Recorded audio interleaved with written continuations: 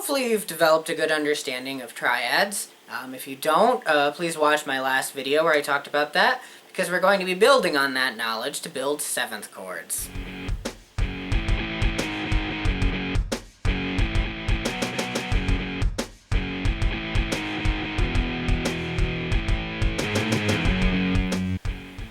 Okay, so if you remember from last lesson about triads, we looked at the interval between the first and second note, and then the second and third note, to determine the quality of the chord. Well, for 7th chords, we look at the quality of the triad plus the quality of the 7th to determine the quality of the 7th chord.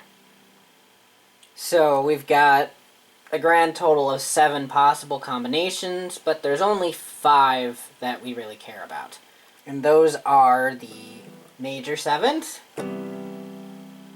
the dominant 7th, the minor 7th,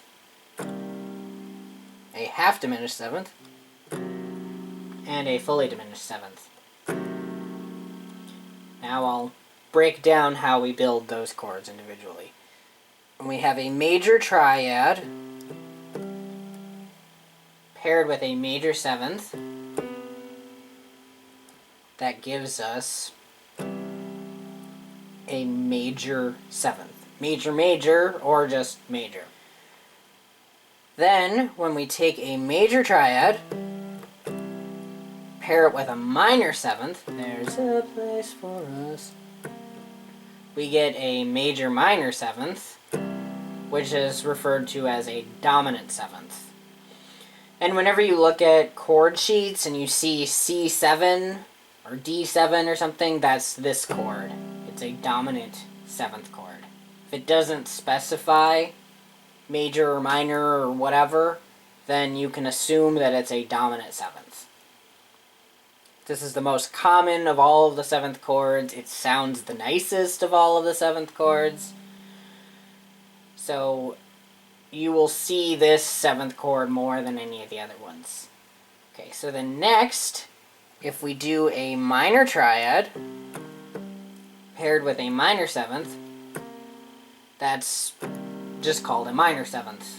You could say minor minor, but we just call it a minor 7th. Now, if you play a diminished triad with a minor 7th,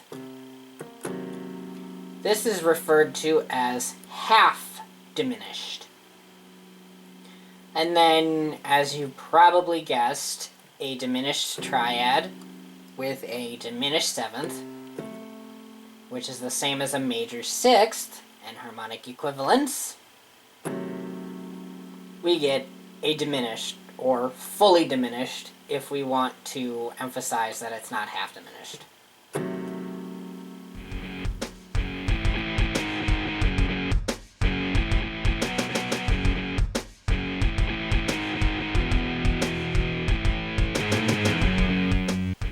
A G dominant is, so I need a G major triad.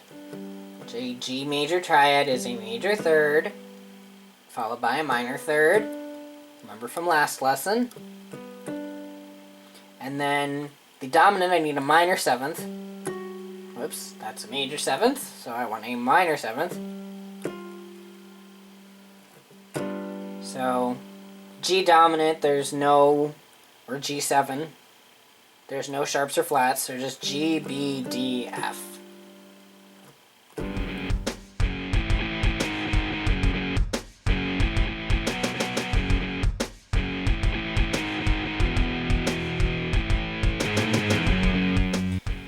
E minor, okay, we need an E minor triad, which we already know. It's E, G, B.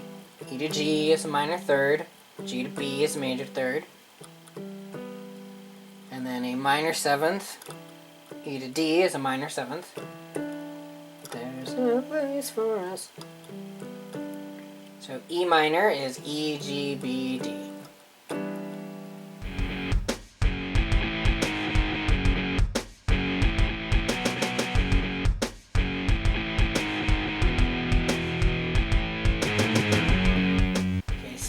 for A diminished, we need a diminished triad. And then we want a diminished 7th, which is going to sound like a major 6th.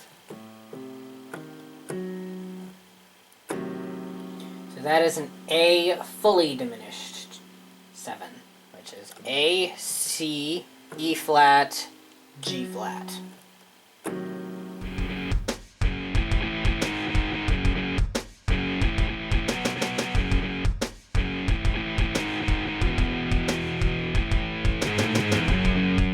So I need a diminished triad.